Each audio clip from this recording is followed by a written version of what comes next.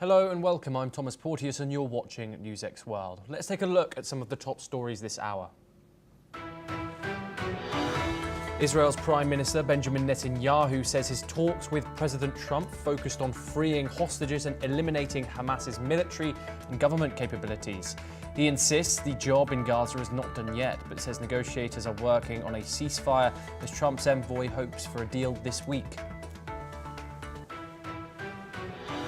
Ukraine's Zelensky calls for secondary sanctions on Russia's war profits after Moscow launched a record 728 drones overnight. Ukraine says 8 civilians died in the Russian drone and bombing attacks on the Donetsk region. UK Prime Minister Keir Starmer will welcome France's President Macron to Downing Street for lunch to discuss immigration and Ukraine. The visit marks the first by a European leader since Brexit, with Starmer expected to push for a returns deal on asylum seekers.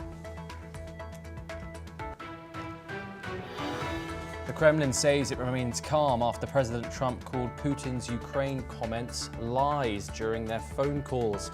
Spokesman Dmitry Peskov told reporters Trump's harsh rhetorical style is well known and Moscow takes it in its stride.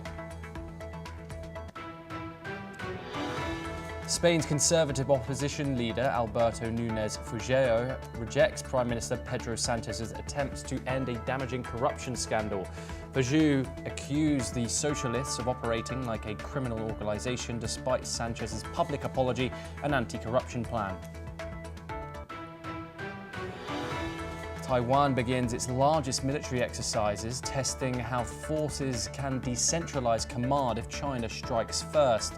The Han Kuang drills involve HIMARS Sky Sword missiles and 22,000 reservists, but Beijing dismisses them as a bluff.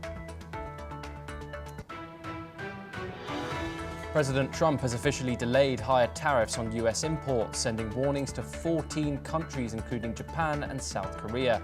With a 90-day pause ending, Trump says the new August deadline for a 25% levy is not firm, but not 100% firm as deal talks continue. Pope Leo interrupted his vacation to celebrate Mass in Castel Gandolfo, calling for urgent action on climate change. The new pontiff warned we live in a world that is burning and urged Catholics to care for creation, following Pope Francis's legacy.